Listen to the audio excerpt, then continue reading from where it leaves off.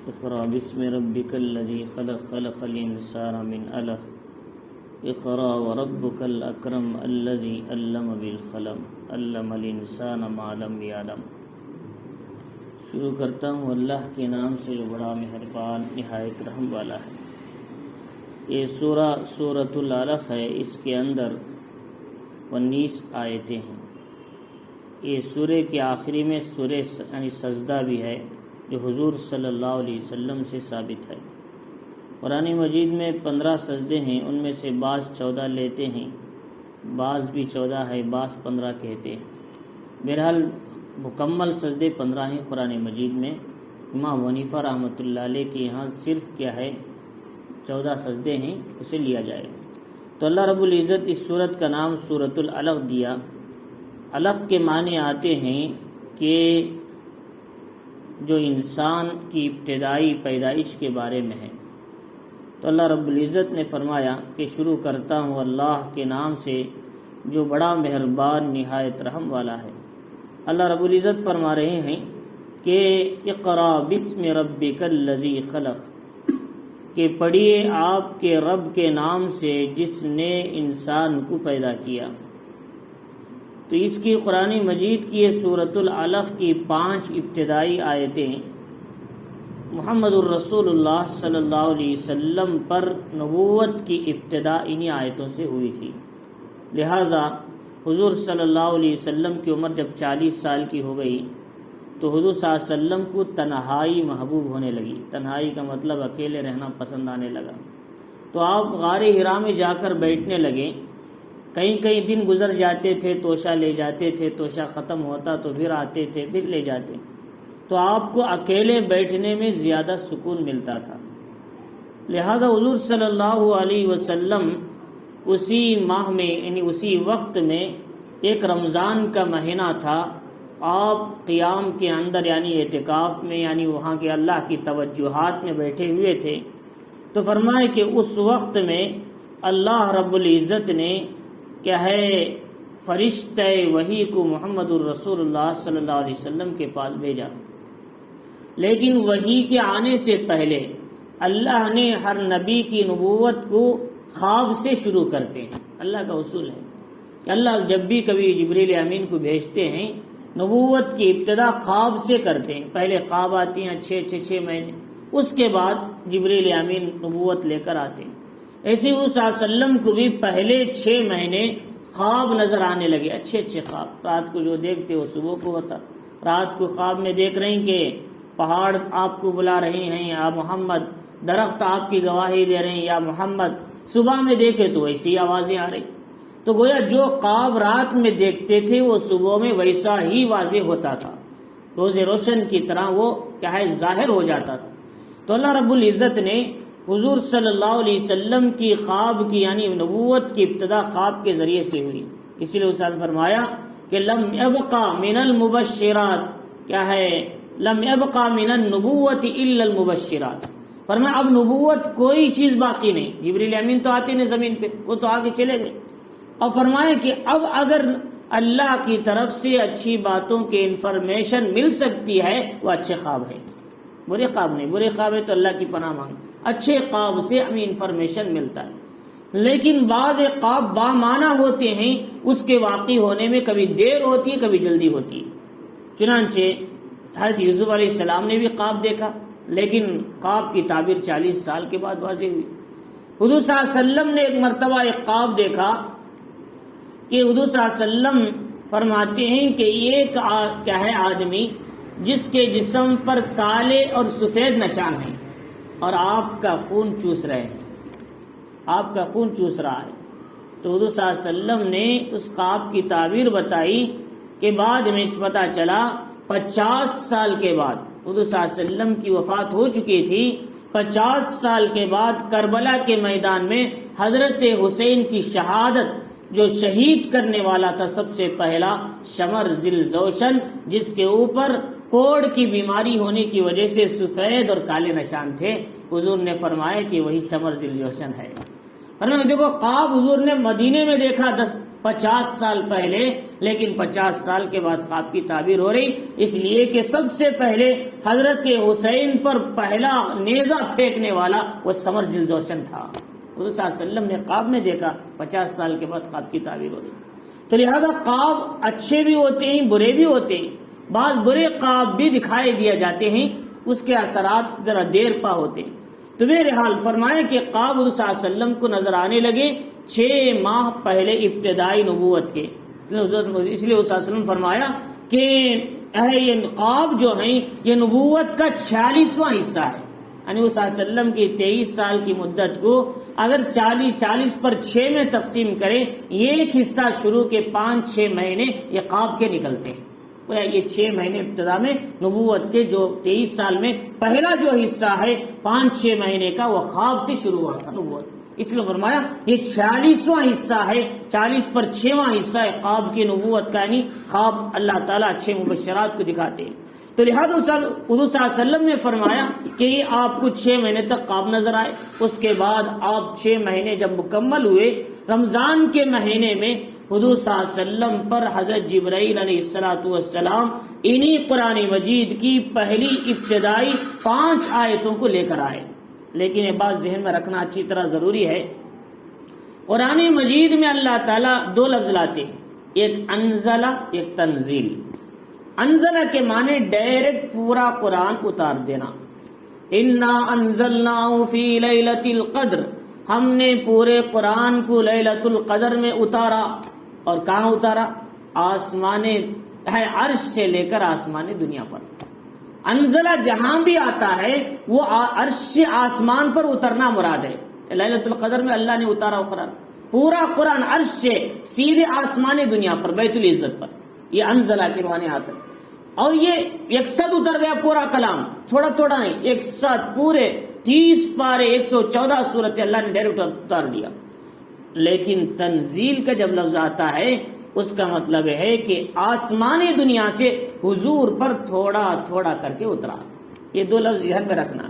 تو فرمایا قرآن مجید نے وَقُرْآنًا فَرَقْنَاهُ لِتَقْرَأَهُ عَلَى النَّاسِ عَلَى مُكْثٍ وَنَزَّلْنَاهُ تنزیلا، ہم نے کلام کو تھوڑا تھوڑا کر کے آپ پر اتارا، ٹہر ٹہر کر، تاکہ آپ لوگوں کو کیا ہے اطمینان سے سمجھا سکے۔ لِتَقْرَأَهُ عَلَى النَّاسِ عَلَى مُكْثٍ، ٹہر ٹہر کر آپ پڑھ کر سنائیں۔ اس لیے کہ اگر سارا کلام بیک وقت اتار دیتے نبی پر تو امت کس پہ عمل کرتی؟ شراب کو چھوڑتی، یا پھر جوئے کو چھوڑتی، یا سود کو چھوڑتی؟ یہ ساری برائیاں امت میں عام ہو چکی تھی، وہ پرانی چیزیں کیسے چھوڑتی؟ چنانچہ آہستہ آہستہ چھڑایا گیا، پہلے برائیاں دور کی گئی، توحید دل میں بٹھایا گیا۔ جب وہ ایک قابل بن گئے عمل کے، اب ان پر عمل کو ڈالا گیا مدینے میں، نماز پڑھو، روزہ رکھو، حج کرو، اس لیے کہ سارے رذائل صاف ہو چکے تھے، اب برتن ایک دم منزہ ہو چکا تھا، اب اس پہ عمل کریں گے وہ چمکنے لگتا تھا عمل۔ صحابہ کا عمل اسی لیے بہت اعلیٰ تھا، صحابہ کا عمل۔ تو ورنہ اس طریقے سے کہ اللہ تعالیٰ نے وَنَزَّلْنَاهُ تَنزِيلًا کا لفظ لایا، یعنی تھوڑا تھوڑا کر کے اترا۔ اب لوگ اشکال کرتے ہیں، بھئی جب کلام مجید اتارنا تھا تو اللہ رب العزت اس کو ڈائریکٹ اتار سکتے تھے زمین پہ، بیت العزت پہ اتار کے پھر وہاں سے تھوڑا تھوڑا کیوں؟ فرمایا اس لیے کہ اللہ سمجھانا چاہتے تھے یہ کلام میں شک نہ کرو، اس لیے کہ صرف یہ نبی کے سینے پر ہی نہیں اترا، بلکہ اس کی ایک کاپی لوح محفوظ میں بھی ہے، اس کی ایک کاپی بیت العزت پہ بھی محفوظ ہے۔ اللہ تعالیٰ سمجھانا چاہتے یہ کلام تین جگہ محفوظ ہے، اس کی کاپی میں کوئی شک و شبہ نہیں ہے۔ الف لام میم ذالک الکتاب لا ریب فیہ، یہ وہ کتاب ہے جس میں کسی قسم کی شک کی گنجائش نہیں ہے۔ چنانچہ اللہ نے لوح محفوظ میں بھی ایک کاپی رکھا، اپنی ذات کا کلام اپنی حیثیت سے، اور پھر بیت العزت میں بھی اس کی ایک کاپی ہے، وہاں پر بھی موجود ہے، اور تیسرے حضور کے سینے میں اور امت کو بھی ایک کلام کا ایک کاپی دی گئی، اور ایک ایسے لانے والے فرشتے جبریل امین کے ذریعے۔ چنانچہ اللہ رب العزت نے کلام مجید کو حضور صلی اللہ علیہ وسلم پر اتارا، یہی پہلی ابتدائی 5 آیت۔ جبریل امین علیہ السلام آئے تو حضور صلی اللہ علیہ وسلم کے پاس، فرمایا کہ آپ نے آ کر کہا اللہ کے نبی پڑھیے۔ حضور نے کہا میں تو پڑھا ہوا نہیں۔ بعض لوگ کہتے ہیں کتاب دکھا کر کہا پڑھیے، لیکن حضور امی تھے، کتاب کیسے دکھائیں گے؟ حضور کو تو نہ لکھنا آتا تھا نہ پڑھنا آتا، کہ قرآن مجید میں 21ویں پارے میں اللہ نے فرمایا کہ وَلَا تَقُطُّهُ بِيَمِينِكَ، نہ آپ اس سے پہلے کتاب پڑھ سکتے تھے نہ لکھ سکتے تھے، پھر بھی یہ لوگ آپ پر کلام کے اترنے میں شک میں کیوں پڑے ہیں؟ یہ کلام اپنی طرف سے لکھ کر لانے والے کیوں؟ آپ اگر جاننے والے ہوتے تو لکھ کر لاتے، آپ کو جاننے ہی نہیں تو آپ پر ڈائریکٹ کلام اترا تو پھر شک میں کیوں پڑے یہ لوگ؟ تو فرمایا کہ اللہ رب العزت نے اللہ کے نبی علیہ الصلوۃ والسلام سے جبریل امین جو آئے انہوں نے کتاب وغیرہ جو کچھ نہیں دکھایا، بلکہ کہا پڑھیے آپ کے رب کے نام، کیونکہ اللہ نے آپ کے اندر وہ صلاحیتیں رکھی ہیں، آپ اس کو باہر نکالیے۔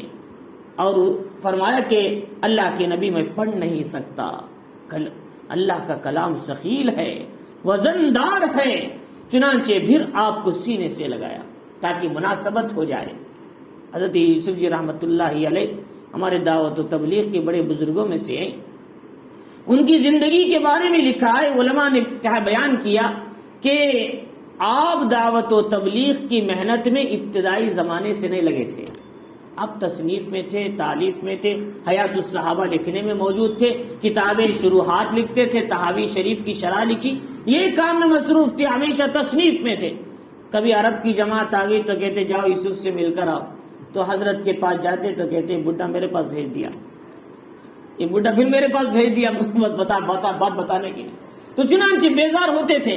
تو چنانچہ حضرت الیاس صاحب رحمۃ اللہ علیہ جب ان کا کیا ہے آخری وقت آیا تو حضرت یوسف جی رحمۃ اللہ علیہ کو بلایا اور کہا کہ دیکھو یوسف کہ اب یہ ذمہ داری تمہارے اوپر ہے، آپ نے سینے سے سینہ لگایا۔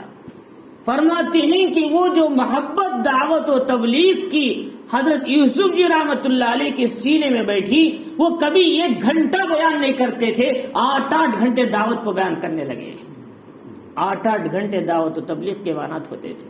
وہ نسبت کا تعلق، ایک ہوتا ہے ڈائریکٹ مل جاتا ہے اللہ سے، ایک ہوتا ہے نسبت سے بدلتا ہے۔ الیاس رحمۃ اللہ علیہ یوسف جی رحمۃ اللہ علیہ کی نسبت سے انعام الحسن صاحب، ان کی نسبت مولانا عمر پالم پوری صاحب، تو نسبتوں کا خاص تعلق ہوتا ہے۔ تو فرمایا نسبت خاندان میں نہیں چلتی، اللہ جسے دینا چاہتی دے دیتی، اور ایسا ہوتا تو حضرت صلی اللہ علیہ وسلم کے بعد حضرت علی کو ملنا چاہیے تھی خلافت، نہیں ملی، حضرت ابوبکر صدیق کو ملی۔ یہ نسبت اللہ تعالیٰ خاندان میں نہیں چلاتے، بلکہ اللہ جسے پسند کرتے ہیں نبی کا خلیفہ بنانا، یا پھر اس راستے دین کی دعوت کا خلیفہ بنانا، یا دین کی کام لینے کا اللہ جسے چاہتے ہیں اللہ ان کے قریب ان کو بنا دیتے ہیں، اللہ کا اصول ہے۔ تو چنانچہ تو یوسف جی رحمۃ اللہ علیہ کے بعد انعام الحسن صاحب رحمۃ اللہ علیہ، ان کے بعد عمر پالم پوری صاحب رحمۃ اللہ علیہ، اور ان کے انہی کے ساتھ میں کیا ہے بہت سے بڑے بڑے لوگ تھے۔ اسی لیے ایک مرتبہ مولانا احمد علی لاہوری رحمۃ اللہ علیہ آئے۔ احمد علی لاہوری رحمۃ اللہ علیہ بڑے پائے کے مفسر ہیں، مولانا علی میاں ندوی کے استاد ہیں، حضرت بہت بڑی شخصیت ہے، آپ کی تفسیر بھی ہے، آپ کے خطبات بھی ہیں۔ فرماتے ہیں کہ حضرت ایک مرتبہ مولانا الیاس رحمۃ اللہ علیہ سے ملنے کے لیے آئے۔ اس زمانے میں یوسف جی رحمۃ اللہ علیہ بھی نوجوان تھے، بچے، اور کیا ہے احتشام الاقصی بھی نوجوان تھے۔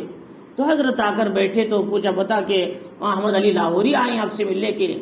تو حضرت نے کہا اچھی بات ہے کہ کیا ہے ان سے پوچھ کے آتا ہوں، دربان گئے اندر۔ اتنے میں دوسرے لوگ بیٹھے ہوئے تھے، یوسف جی رحمۃ اللہ علیہ احتشام الاقصی دونوں جا رہے تھے، تو ان دونوں میں سے دونوں کو دیکھ کر کہا، آپ کی فراست بڑی اونچی تھی، یہ کر کہا کہ یہ بچہ کون ہے؟ یوسف جی رحمۃ اللہ علیہ، الیاس رحمۃ اللہ علیہ کی فرزند، یہ کون ہے؟ احتشام الاقصی۔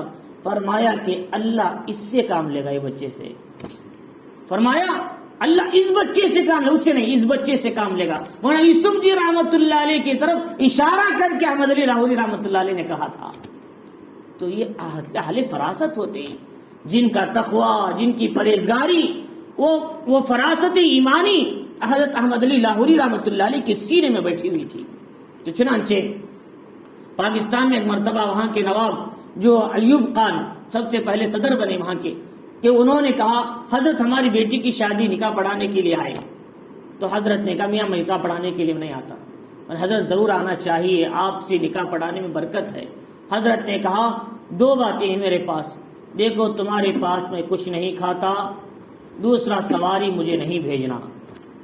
2 شرطیں میں نکاح پڑھاؤں گا، تمہارے پاس میں 1 گلاس پانی بھی نہیں پیتا، شربت دور کی بات، میں کچھ نہیں کھاؤں گا، دوسرا مجھے سواری نہیں بھیجنا، میں آؤں گا ٹھیک وقت پہ میں نکاح پڑھاؤں گا، پھر اپنی سواری پہ نکل جاؤں گا۔ فرماتی ہیں کہ حضرت ٹھیک وقت پہ آئے، نکاح پڑھائے، ایک جملہ ایک کوئی چیز ان سے نہیں کھایا، سیدھے گھر کو چلے گئے۔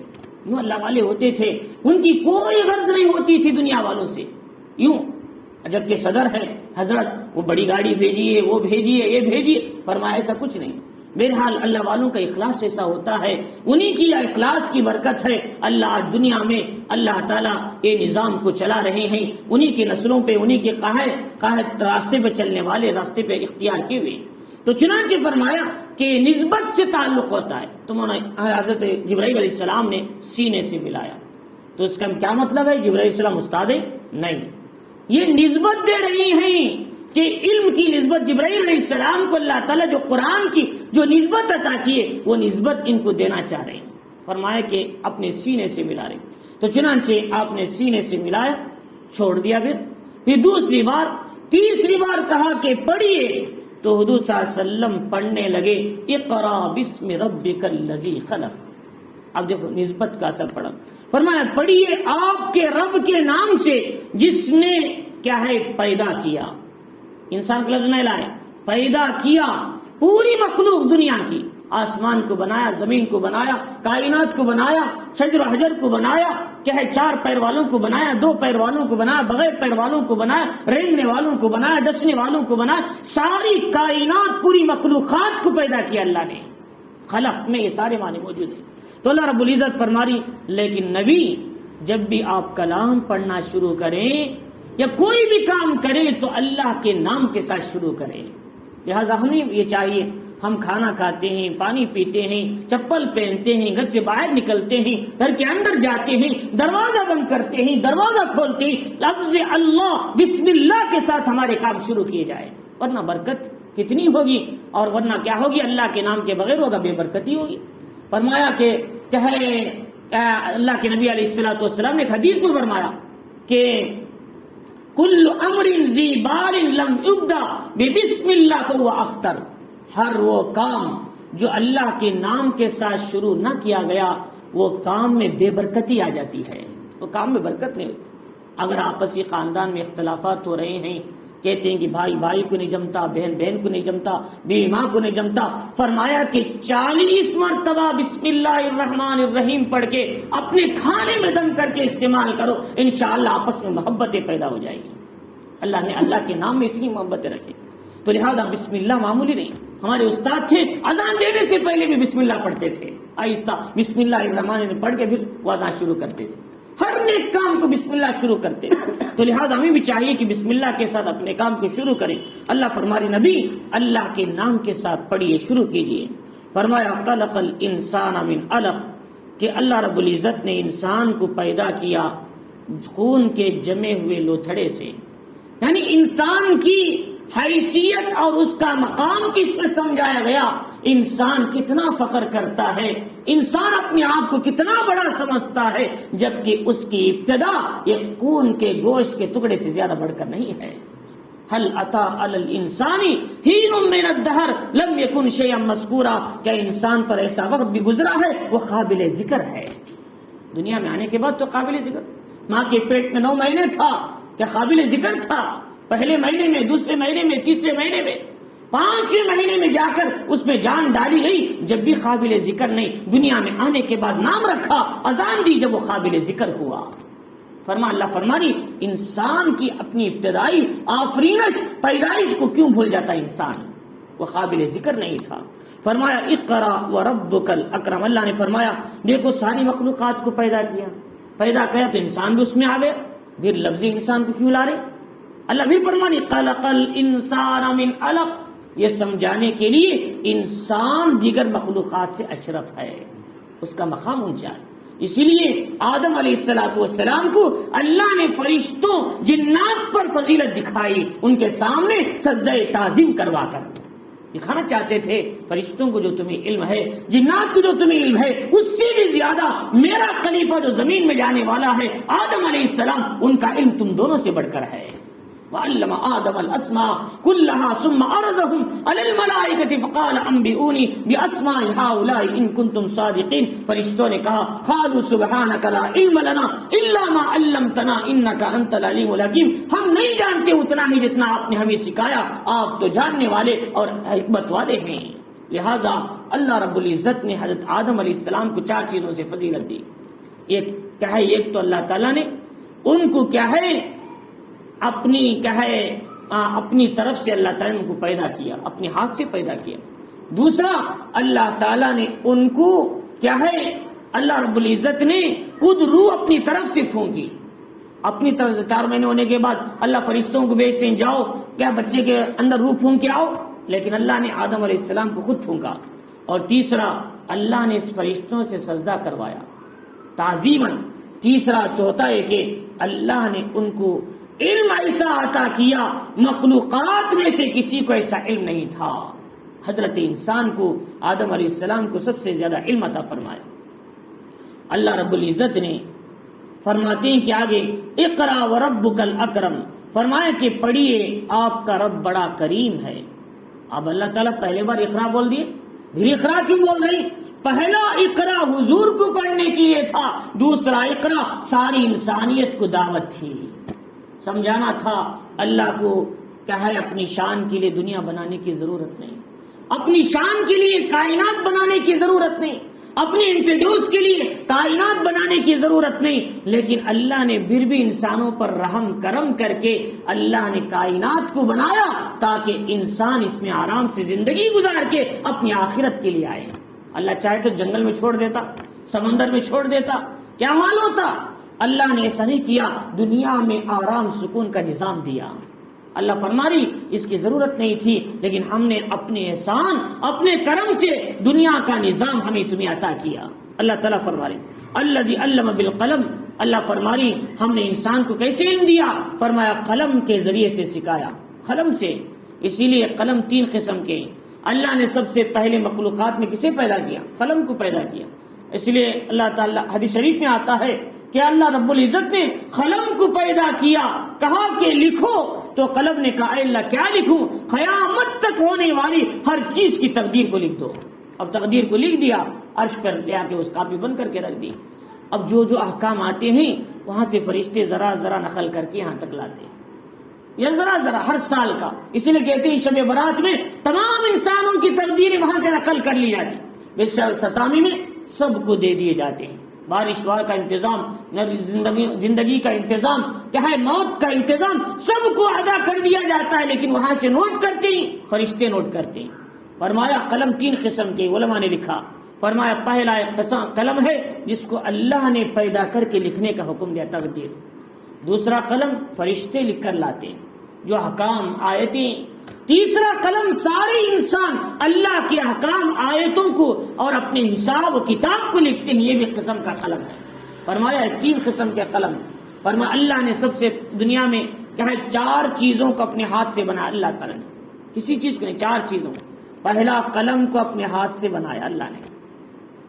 دوسرا آدم علیہ السلام کو بھی اللہ نے اپنے ہاتھ سے بنایا۔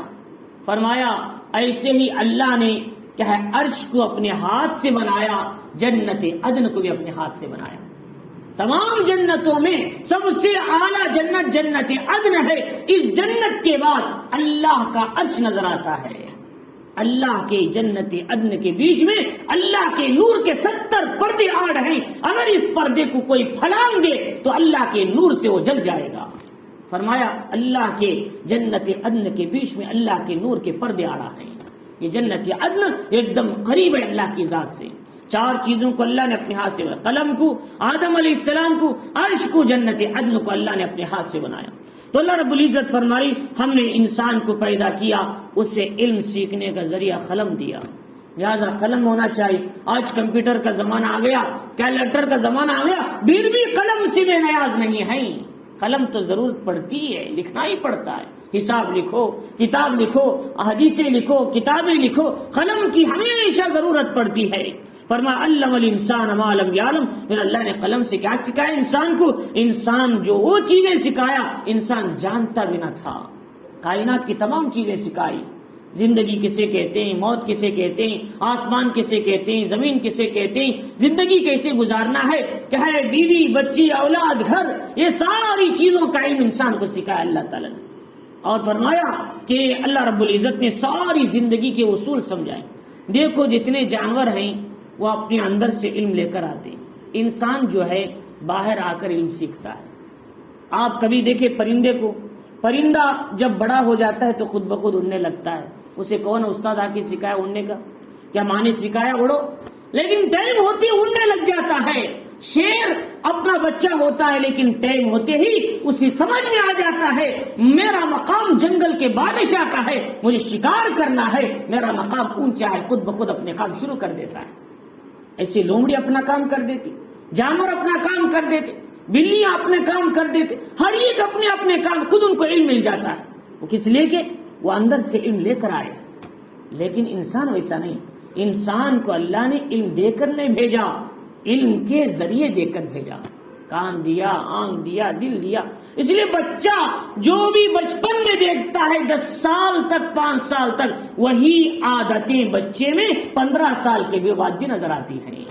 اسے فرمایا بچے کو ابتدا سے کلمہ سکھاؤ، اچھی باتیں دکھاؤ، نماز دکھاؤ، قرآن دکھاؤ، جو دیکھتے ہیں وہ اچھے اثرات پڑتے ہیں۔ اگر ٹی ویژن دکھاؤ گے تو ہی اثرات بچے میں آئیں گے۔ فرمایا اس لیے باہر ممالک میں بچوں کو بچپن سے ہی گناہ کے راستے دکھائے جاتے ہیں، بڑے ہونے کے بعد گناہ نہیں ہوگا تو اور کیا ہوگا؟ فرمایا اس لیے وہاں نرسری سے گناہ کے راستے دکھائے جاتے ہیں۔ یہاں اسی لیے اللہ رب العزت نے بچے کے ذہن میں علم حاصل کرنے کی مشین رکھ دیا۔ اب بچہ جیسے جیسے بڑا ہوتا ہے علم حاصل کرتا ہے، اسے سکھاتے ہیں، ماں باپ بولتے ہیں یہ ماں باپ ہے، یہ کریمہ ہے، یہ گھر ہے، اسے وہ بولتے ہیں، اسے وہ بولتے ہیں، بچے کو سکھایا جاتا ہے، وہ خود نہیں بولتا۔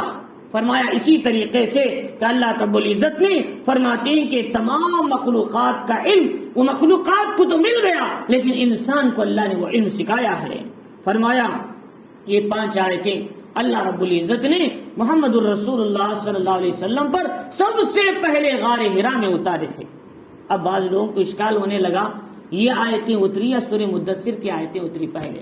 بعض لوگوں کو اشکال ہونا، کیونکہ سورہ مدثر کی آیتوں کو بھی لوگ کہتے ہیں یہ پہلی آیتیں اترنے میں وحی کے لحاظ سے، لیکن صحیح بات یہ ہے کہ سب سے پہلی آیتیں 5 آیتیں سورہ اقرا کی ہیں۔ فرمایا اللہ رب العزت نے کہ یہ پڑھنے کے بعد ہے اللہ کے نبی علیہ الصلوۃ والسلام گھبرا گئے، کیونکہ وہی پہلی مرتبہ آئی تھی۔ آپ نے کہا اپنی بیوی سے جا کر حضرت خدیجہ سے زمیلونی زمیلونی، چادر اڑاؤ مجھے گھبراہٹ ہو رہی ہے۔ چنانچہ گھر میں جا کر سو گئے، گھبراہٹ تھی تو اللہ کے نبی علیہ الصلوۃ والسلام حضرت خدیجہ نے تسلی دلایا۔ آپ غریبوں کی مدد کرتے ہیں، بیواؤں کی مدد کرتے ہیں، کمزوروں کو ساتھ دیتے ہیں، اللہ آپ کو ضائع نہیں کرے گا۔ آپ کو ورقہ ابن نوفل کے پاس لے کر گئے، اپنے چچا زاد بھائی کے پاس۔ وہ پہلے کافر تھے، بعد میں نصرانی بن گئے تھے، عیسیٰ علیہ السلام کے سچے مذہب پہ تھے۔ ان کے پاس گئے، سارا واقعہ سنایا، فرمایا ہاں یہ وہی فرشتہ ہے جو حضرت موسیٰ علیہ السلام کے پاس آیا کرتا تھا، یقیناً آپ پیغمبر ہیں اور آپ پر حالات آئیں گے، آپ کی قوم آپ کو ستائے گی، ایک وقت آئے گا آپ کی قوم اپنے وطن سے بھی آپ کو نکالے گی۔ ہاں مجھے نکالے گی اپنے وطن؟ ہاں آپ کو نکالے۔ اگر میں اس زمانے کو پاؤں میں آپ پر ایمان بھی لاؤں گا اور ابھی سے ایمان تسلیم کرتا ہوں، اور اس وقت میں آپ کا ساتھ ضرور دیا کروں گا۔ اس لیے علماء نے لکھا ہے ورقہ ابن نوفل کیا ہے حضور کے زمانے میں نبوت کے بعد حضور سے ان کی ملاقات ہوئی، وہ مسلمان تھے۔ حضور صلی اللہ علیہ وسلم نے ایک مرتبہ رات کو خواب میں دیکھا ورقہ ابن نوفل سفید کپڑوں میں جنت کے آئے ہیں، حضور صلی اللہ علیہ وسلم دیکھ رہے ہیں، اور فرمایا بھائی ابھی نبوت کا زمانہ شروع نہیں ہوا تھا، دعوت شروع نہیں ہوئی تھی، ورقہ ابن نوفل کو مسلمان کیسے بولتے؟ حضور نے فرمایا اگر وہ مسلمان نہ ہوتے تو سفید لباس میں نہ ہوتے، جنتی نہ ہوتے تو۔ چنانچہ علماء نے لکھا ہے ورقہ ابن نوفل بھی جنتی تھے، کیونکہ حضور کی نبوت کی تصدیق بھی کیا، بعد میں ساتھ دینے کا وعدہ بھی کیا، لیکن عمر نہ ساتھ دے سکی۔ حضور صلی اللہ علیہ وسلم کا دعوت کا زمانہ شروع ہونے سے پہلے 2 سال میں ان کا انتقال ہو گیا، پہلی وحی کے بعد۔ چنانچہ اب 3 سال تک وحی نہیں آئی حضور صلی اللہ علیہ وسلم پر، 5 آیتیں اتر گئی، اور 3 سال تک وہی نہیں آئی. حضور صلی اللہ علیہ وسلم بار بار دیکھتے تھے وہی آ جائے وہی آ جائے، لیکن نہیں آتی تھی. اب کیا ہوا، ایک دن حضور صلی اللہ علیہ وسلم کیا ہے مقام اجیاد میں جا رہے تھے تو دیکھا کہ وہی فرشتہ جو غار حرا میں آیا تھا وہ آسمان و زمین کے بیچ میں کیا ہے افق پہ سے بیٹھا ہوا ہے، اور اصلی حالت میں بیٹھے. اصلی حالت میں کوئی پیغمبر نے جبرائیل کو نہیں دیکھا، صرف محمد الرسول اللہ صلی اللہ علیہ وسلم نے جبریل امین کو 3 مرتبہ دیکھا اصلی حالت میں. ایک مرتبہ زمین پہ، ایک مرتبہ آسمانوں میں معراج میں، ایک مرتبہ حضور نے خود کہا جبریل امین میں تمہیں آپ کو اصلی حالت میں دیکھنا چاہتا ہوں، تو جبریل امین نے اصلی حالت میں آپ کو دکھایا تھا. تو میرے حال فرمایا کہ آپ کو اصلی حالت میں انہوں نے دیکھا. تو جبرائیل علیہ السلام وہ فرشتہ ہے جو سب سے زیادہ محمد الرسول اللہ صلی اللہ علیہ وسلم کے پاس آئے تھے. چنانچہ حضرت آدم کے پاس 12 مرتبہ آئے تھے، حضرت ادریس کے پاس 4 مرتبہ آئے تھے، حضرت ابراہیم کے پاس 40 مرتبہ، حضرت نوح کے پاس 50 مرتبہ، حضرت ایوب کے پاس 4 مرتبہ، حضرت یعقوب کے پاس 5 مرتبہ. ایسے ہی لیکن محمد الرسول اللہ صلی اللہ علیہ وسلم کے پاس جبریل امین کا آنا 24,000 مرتبہ ہے. فرمایا 20 پر 4,000 مرتبہ آئے. اتنا لمبا سیرت الحلبیہ میں علامہ ابراہیم حلبی نے بڑی تفصیل کے ساتھ اس کو لکھا ہے. تو فرمایا کہ سب سے زیادہ اگر کسی پیغمبر کے پاس جبریل امین آئے ہیں جن کی انسیت اس پیغمبر سے تھی وہ محمد الرسول اللہ صلی اللہ علیہ وسلم کے ذات ہے. فرمایا اس لیے، اور انہوں نے کہا اللہ کے نبی جب آخری وحی اتری سورہ اذا جاء نصر اللہ، اس کے بعد کہا اللہ کے نبی میرا آخری سفر ہے، اس کے بعد میں زمین پہ نہیں آتا. ہم لوگ پوچھتے ہیں ہاں عیسیٰ علیہ السلام زمین پہ آئیں گے، وہ پیغمبر ہوں گے، نبی کی امتی بن کر آئیں گے، لیکن ان کو انفارمیشن کیسے ملے گا؟ فرمایا ان کو انفارمیشن جبریل امین کے ذریعے سے نہیں، ڈائریکٹ علم کے ذریعے سے اللہ کا مل جائے گا. ان کو ڈائریکٹ اللہ تعالیٰ وہی ڈال دیں گے ان کے دل میں. اس لیے کہ وہی کی 3 قسمیں، ما کان لبشر ان یکلمہ اللہ الا وحیا. اللہ کسی کے سینے میں کوئی بات ڈال دیتے ہیں پیغمبروں کے دل میں، وہی کا ایک طریقہ ہوتا ہے. ایک ہوتا ہے کہ جبریل امین انسان کی شکل میں آ جاتے ہیں، ایک ہوتا ہے آواز آتی ہے لیکن انسان نظر نہیں آتا. آواز تو آتی لیکن انسان نظر نہیں آتا. حضور صلی اللہ علیہ وسلم کو یہ تینوں وحی میں سے یہ وحی کا رستہ آپ کو سب سے زیادہ سخت تھا. تو یہ تو ڈائریکٹ اللہ کلام ڈال دیتے ہیں، آواز نہیں آتی، انسان نظر نہیں آتا، ڈائریکٹ پڑ جاتا ہے، دل میں کلام آ جاتا ہے. تھوڑی دیر انسان ایک فکر میں بیٹھتے اس کے بعد دیکھتے تو ایک کلام سینے میں آ جاتا ہے. ایک طریقہ. دوسرا ایک طریقہ ہے فرمایا جبریل امین انسانی شکل میں آ جاتے ہیں. اور تیسرا صورت ہے فرمایا کہ اللہ رب العزت آواز بھیجتے ہیں لیکن اللہ نظر نہیں آتے، صرف آواز آنے لگتی. جیسا کہ موسیٰ علیہ السلام کو اللہ نے جلتی ہوئی جھاڑی میں سے کلام کیا تھا، اللہ تو نظر نہیں آیا، صرف کلام آئی تھی، آواز آیا تھا. تو بالکل اسی طرح کہ جبریل امین علیہ السلام کیا حضور صلی اللہ علیہ وسلم کے پاس آئے، فرمایا کہ 24,000 مرتبہ آپ کے پاس آئے تھے. تو جبریل امین علیہ السلام تو حضور صلی اللہ علیہ وسلم فرماتی کہ حضور صلی اللہ علیہ وسلم کو ورقہ ابن نوفل کے پاس لے گئے.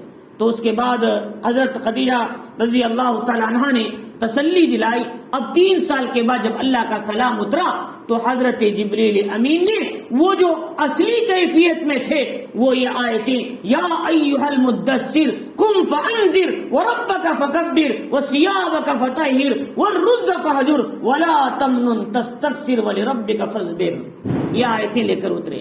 اور یہ 3 سال کے بعد، اور یہ اسے جو بیچ کا زمانہ ہے فترت کا زمانہ بولتے ہیں. اسے کیا بولتی؟ فترت کا زمانہ. اس زمانے میں کوئی نبی نہیں آتے، کوئی وحی نہیں آتی، فترت کا زمانہ. فرمائے یہ زمانہ کا یہ جو بیچ میں وقفہ تھا وحی کا 3 مرتبہ حضور کو پیش آیا تھا زندگی میں. پہلی مرتبہ کو سا یہی اقرا مدثر کی آیتوں کے بیچ میں 3 سال.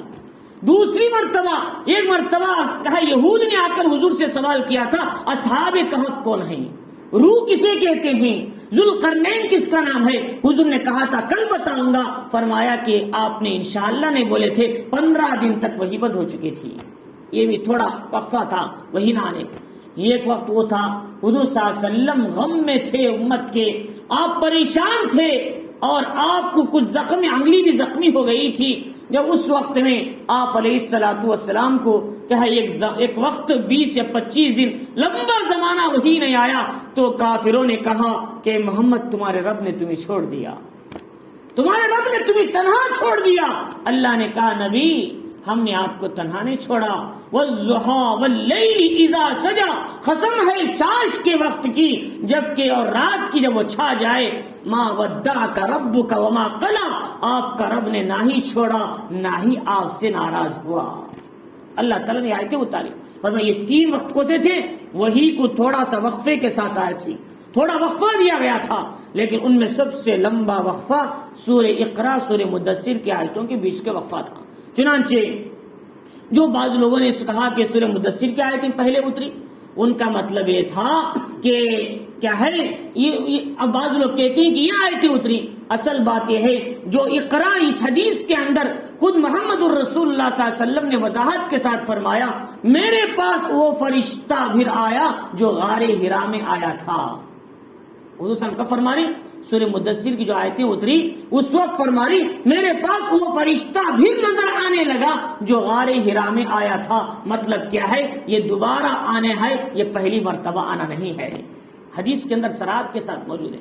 چنانچہ اس حدیث کی بنیاد پر علماء یہ کہتے ہیں کہ دیکھو آیتیں پہلی اترنے والی اقرا کی 5 آیتیں پہلی وہی ہے، لیکن سورہ مدثر کی آیتیں لمبے زمانے کے بعد پہلی اترنے والی سورت ہے. مطلب ہے اس سورت کے اعتبار سے پہلی ہے یا آیتوں کے اعتبار سے پہلی ہے. ورنہ یہ نہیں کہنا کہ پہلی آیتیں سورہ مدثر ہیں، اس کو سمجھنا چاہیے بعد میں دوسرے نمبر پر اترنے والی ہے، لہذا کنفیوژن نہیں ہونا چاہیے. اور تیسری بات، بعض لوگوں نے یہ بھی کہا کہ حضور صلی اللہ علیہ وسلم پر سب سے پہلے سورہ فاتحہ اتری ہے. یہ بھی بعض لوگوں کا اشکال ہے. فرمایا ایسی بات نہیں ہے، سورہ فاتحہ 2 مرتبہ اتری ہے. ایک مرتبہ حضور صلی اللہ علیہ وسلم جا رہے تھے، پیچھے سے آواز آئی یا محمد بسم اللہ الرحمن الرحیم الحمدللہ رب العالمین، پڑھتے چلے گئے. پورا سورہ ختم کر دیا، لیکن یہ سورہ وحی کے طور پر نہیں، حضور کو سنانے کے لیے تھا. لیکن بعد میں سورہ مدثر کے بعد پھر سورہ فاتحہ مستقل ایک سورت اتری تھی. چنانچہ یہ تیسرے نمبر پر اترنے والی سورت ہے، اس کو کوئی آدمی پہلے نہ سمجھنا چاہیے. علامہ انور شاہ کشمیری رحمۃ اللہ علیہ نے اس بات کو یوں تدبیر دے کر سمجھایا ہے.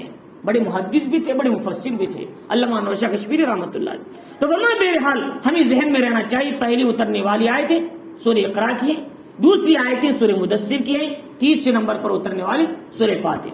ہاں اس وقت تک کیا لوگ نماز میں سورہ فاتحہ نہیں پڑھتے تھے؟ نمازی فرض نہیں ہوئی تھی، کیا پڑھیں گے؟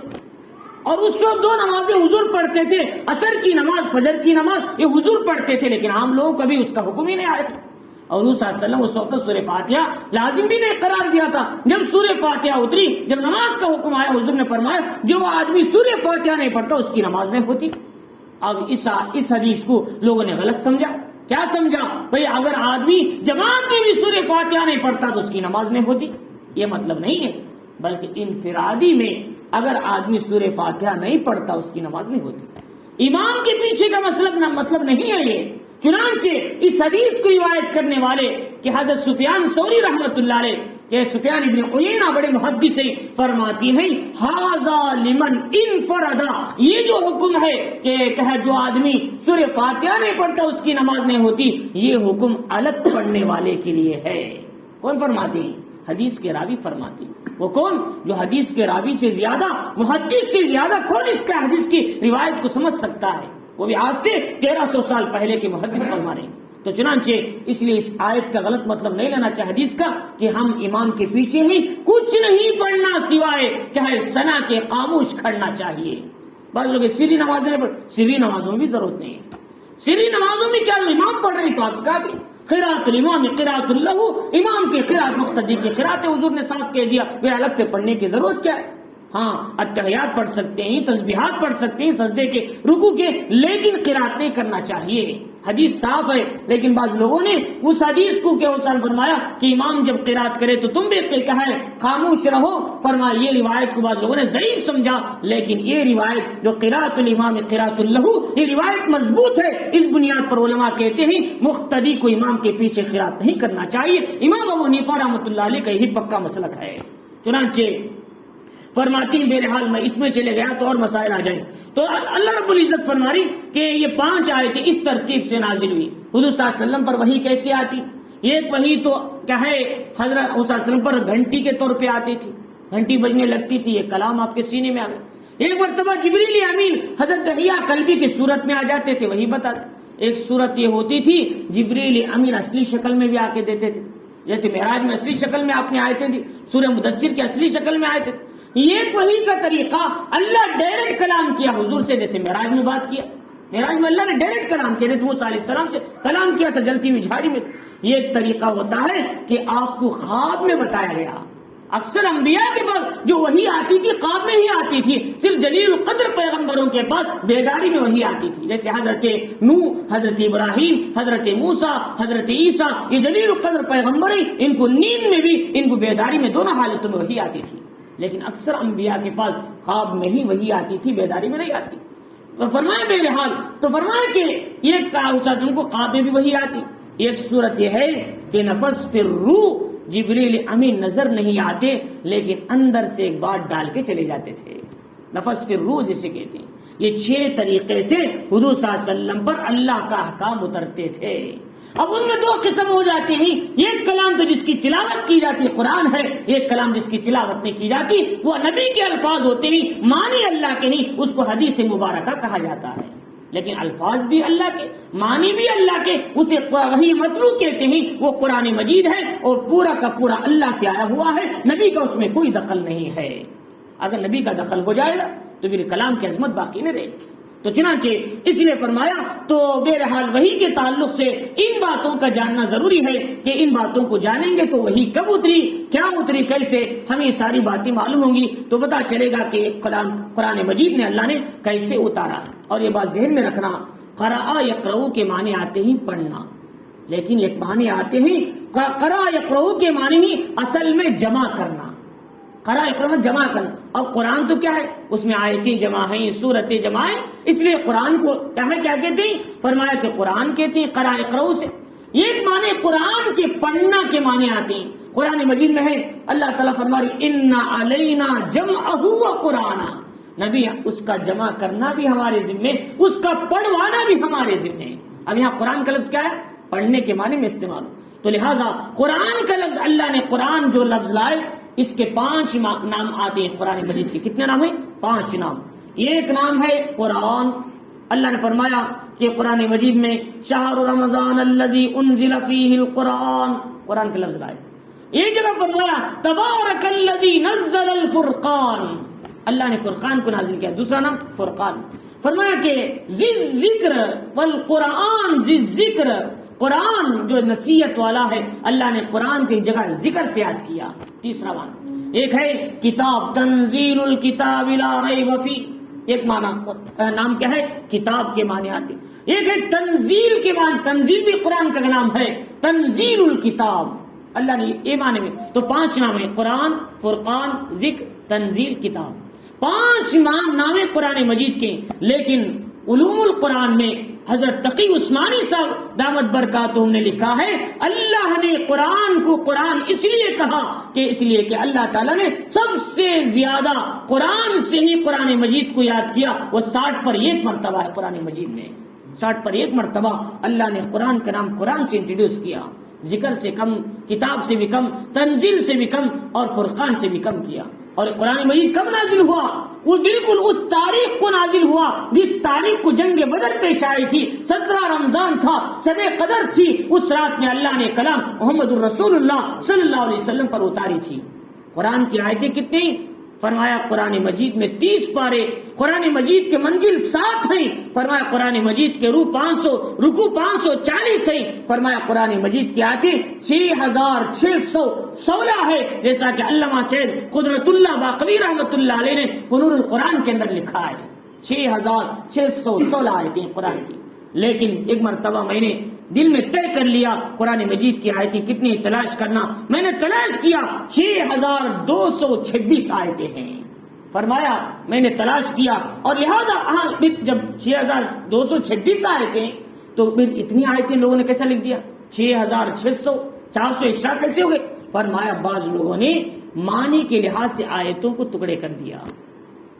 ایک آیت کے معنی یہاں کو ختم ہو جائے، وہ ایک آیت، حالانکہ ایک ہی آیت رہے گی، یہاں ایک معنی ختم ہو ایک آیت، ہاں دوسرا معنی ختم ہو ایک آیت. میں اس لیے سمجھا رہا ہوں کل کے دن آپ کو کنفیوژن نہیں ہونا چاہیے. جب علوم القرآن کی بات اٹھائیں گے ساری بات تفصیل میں سمجھنا چاہیے. فرمایا بعض معنی کے اعتبار سے آیتیں ٹکڑے ٹکڑے ہو گئے. بعض الفاظ کے لحاظ سے کیا ہے، معنی کے لحاظ سے، احکام کے لحاظ سے بعض لوگوں نے آیتوں کو ذرا ایک آیت کو 2-3 میں تقسیم کر کے یوں آیتیں بڑھ گئی، ورنہ اگر آپ تلاش کریں گے تو 6226 آیتیں ملیں گی۔ تو میرے حال ہمیں اس سے بحث نہیں۔ فرمایا قرآن مجید میں اللہ نے 14 سجدے 15 سجدے اتاری، ان میں 14 ہم عمل کرتے۔ میرے حال قرآن مجید کو پوری تفصیل کے ساتھ سمجھنا چاہیے۔ اللہ رب العزت نے قرآن مجید کی آیتیں کس لیے اتارے ہیں؟ 24 گھنٹے ہم کلام مجید کو پڑھتے رہنا، ہماری زندگی کا حصہ بنا لینا۔ قرآن آیا ہے ہمارے سامنے پڑھنے کے لیے، اور اس اللہ تعالیٰ نے دین کی ابتدا انسان کو پڑھنے پڑھانے سے کرنے کا حکم دیا۔ سیکھو، سکھاؤ، پڑھاؤ۔ ہمارا دین سیکھنے سکھانے کا ہے، پڑھنے پڑھانے کا ہے، اور اپنی زندگی میں لانے کا ہے۔ لہذا اس لیے جب تک ہم دین اپنی زندگی میں کیا ہے علم کے ذریعے سے نہیں لائیں گے، اس وقت تک پتہ نہیں چلے گا۔ اس لیے مولانا ابراہیم دیولہ سے فرماتی کہ ہر عمل کے اندر کیا ہے خوبی کو پیدا کرو۔ اپنے بیان فرماتی خوبی کیسے آتی ہے؟ فرمایا 3 چیزوں سے آتی ہے عمل میں خوبی، عبادتوں میں خوبی۔ فرمایا سب سے پہلے وہ عمل کا علم جان کر عمل کرو، وہ عمل کا علم جان کر عمل کرو۔ نماز پڑھ رہے لیکن نماز کیسی ہونی معلوم ہی نہیں، قرآن پڑھ رہے قرآن کیسے پڑھنا چاہیے اس کا پتہ نہیں، روزہ رکھے روزہ کیسے رکھنا چاہیے پتہ ہی نہیں، تجارت کر رہے، ہر عمل کو جو عمل ہم عبادت کر رہے ہیں وہ عمل کے پہلے جان کر عمل کرو، اس میں خوبی آتی ہے، ورنہ خوبی نہیں آتی۔ اور دوسرا فرمایا اس عمل کے اندر اخلاص کو لاؤ، اخلاص سے عمل وزن ہو جاتا ہے، ورنہ ہلکا پڑ جاتا ہے۔ ایک آدمی کیا ہے پہاڑ کے برابر نیکیاں لے کر آئے گا، اخلاص نہ ہونے کی وجہ سے مکھی سے بھی ہلکا ہو جائے گا، فرمایا اس کے کوئی وزن نہیں ہوگا۔ اور تیسرا فرمایا وہ عمل کو پابندی سے کیا جائے، فرمایا جو عمل پابندی سے کیا جاتا ہے یہ 3 چیزیں یہ عمل کے اندر حسن اور خوبی کو پیدا کرتی ہیں۔ اللہ کے نبی محمد الرسول اللہ صلی اللہ علیہ وسلم نے بتایا اللہم اعنی علی ذکرک و شکرک و حسن عبادتک، اے اللہ تیرے ذکر کی، تیرے شکر کی اور عبادت کو اچھا کرنے کی توفیق عطا فرما، میری مدد فرما۔ اللہ کے نبی نے خود حسن عبادت کو مانگا ہے، ہمیں بھی اللہ سے حسن عمل کو مانگنا چاہیے۔ اے اللہ میری نماز کو صحیح بنا دے، میرے نماز میں حسن پیدا کرنا، میرے کیا ہے قرآن مجید کے کیا ہے پڑھنے میں حسن پیدا فرما، دین کے ہر عمل میں حسن پیدا فرما۔ حسن آنا ہی اصل ہے، تو چنانچہ اس لیے فرمایا قرآن مجید کو پڑھا جائے۔ اب آگے اللہ رب العزت فرما رہے ہیں چند باتیں ہیں کہ اللہ فرما رہے کہ کلا ان الانسان لیطغی، کہ دیکھو انسان کو جب ذرا مال مل جاتا ہے، دولتیں مل جاتی ہیں، ذرا حکومتیں کیا ہے صلاحیتیں مل جاتی ہیں، تو انسان بڑا متکبر بن جاتا ہے۔ ابو جہل کے بارے میں، ابو جہل کیا ہے سردار بھی تھا، مال بھی تھا، دولتیں تھی، سب کچھ تھا، اب اس نے سمجھنے لگا مجھ سے بڑا کوئی ہے ہی نہیں، اور حضور کے خلاف آ گیا، گستاخی کرنے لگا۔ اللہ فرما رہی ارآہ استغنا، اپنے آپ کو بہت ہی بے پرواہ بنا لیا، مستغنی بنا لیا، اور میرے نبی کے خلاف اپنی ہاتھ کو اٹھانے لگا۔ تو چنانچہ اس نے کہا محمد الرسول اللہ صلی اللہ علیہ وسلم سے کہ محمد میں نے تمہیں مکے میں نماز پڑھنے سے منع کیا ہے، آئندہ پڑھیں گے تو میں تمہاری گردن کو رون دوں گا، نعوذ باللہ۔ تو چنانچہ حضور صلی اللہ علیہ وسلم نے سختی سے جواب دیا تم ہرگز مجھے روک نہیں سکتے، حضور نے سختی سے جواب دیا۔ پھر کیا ہوا ایک دن ایسا حضور صلی اللہ علیہ وسلم نماز پڑھ رہے تھے، تو چنانچہ اس نے ارادے سے بڑا حضور کو تکلیف پہنچائی، تو یوں فوراً پیچھے ہاتھ روکتے ہوئے وہ پیچھے آ رہا تھا۔ پوچھا کیا ہوا ابو جہل کیوں نہیں گیا آگے؟ فرمایا کہ میرے اور نبی کے بیچ میں، محمد کے بیچ میں ایک خندق آگ کی نظر آنے لگی، مجھے ڈر ہونے لگا کہیں مجھے جلا نہ دے، میں نے پیچھے آ گیا۔ حضور نے فرمایا اگر وہ میرے قریب آتا فرشتے اس کے اعضا کے ٹکڑے ٹکڑے کر دیتے۔ اللہ رب العزت نے محمد الرسول اللہ صلی اللہ علیہ وسلم کی حفاظت فرمائی۔ اللہ تعالیٰ فرما رہی کہ ان الی ربک الرجا، کیا وہ نہیں جانتا کہ اس تکبر، اس کہے فخر سے اسے کیا فائدہ ہوگا، حالانکہ اس کو ایک دن ہمارے پاس آنا ہے، لوٹا ہے ہمارے پاس۔ قارون بھی تکبر کرتا تھا نہیں آیا، فرعون بھی تکبر کرتا تھا نہیں گیا، شداد بھی تکبر کرتا تھا نہیں گیا، حامان وزارت میں تکبر کرتا تھا نہیں گیا، سب کو جانا ہے۔ تکبر سے کوئی آدمی اپنے آپ کو بچا نہیں سکتا۔ ارأیت الذی ینہا، کیا آپ نے دیکھا اسے ابداً اذا صلی، کہ میرا بندہ جب نماز پڑھتا ہے تو روکنے لگتا ہے۔ کون ہے؟ محمد الرسول اللہ صلی اللہ علیہ وسلم کو اللہ نے عبد کے لفظ سے یاد کیا۔ اس میں بہت بڑا معنی ہے، اللہ سمجھانا چاہ رہی کہیں نبی کی نبوت اور شان میں ایسا غلو نہ کر لو، نبی کو کہیں خدا نہ بنا بیٹھو۔ نبی تو اللہ کے بندے ہیں، عیسیٰ علیہ السلام جیسے اللہ کے بندے ہیں، ایسے ہی نبی محمد صلی اللہ علیہ وسلم بھی اللہ کے بندے ہیں. ان کو شان میں غلو کر کے کہیں اللہ کے شریک برابر قرار نہ دو. اللہ عبد کا لفظ لا رہے. قرآن مجید میں اللہ نے کہا سبحان الذی اسری بعبدہ، اللہ عبد کا لفظ لائے. اسی لیے محمد الرسول اللہ صلی اللہ علیہ وسلم نے فرمایا لوگوں جیسے یہود و نصارہ نے اپنے پیغمبروں کے بارے میں غلو کر لیا، تم میرے بارے میں غلو نہ کرنا، اللہ کے ساتھ کہیں شریک نہ ٹھہرانا، بلکہ مجھے کہنا میں اللہ کا بندہ ہوں، اس میں ہی مجھے زیادہ خوشی معلوم ہوتی ہے. مجھے کوئی اونچا مقام دے، مجھے اللہ کا بندہ کہہ دو کافی ہے. عبدہ و رسولہ یہ مجھے زیادہ پسندیدہ ہے. اسی لیے محمد الرسول اللہ صلی اللہ علیہ وسلم کو ناموں میں پسندیدہ نام عبداللہ عبد الرحمن پسند تھا. اس میں نام کے اندر اس لیے کہ عبد جو ہے یہ اس کے اندر جو عبد کی جو صفت ہے، اس کے اندر جو مقام ہے وہ کسی اور کے اندر نہیں مل سکتی. اللہ رب العزت فرما رہی ارأیت ان کان علی الہدی، کیا آپ نے دیکھا کہ اللہ کے نبی علیہ الصلوۃ والسلام ہدایت پر ہیں اور وہ بھلائی کا حکم دے رہے ہیں، اور یہ جسے آپ دیکھ رہے ہیں جھٹلا رہا ہے، منہ پھیر رہا ہے.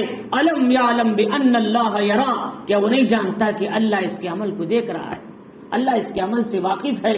کیا یہ نہیں سوچتا اللہ کی پکڑ اس پر آ جائے گی؟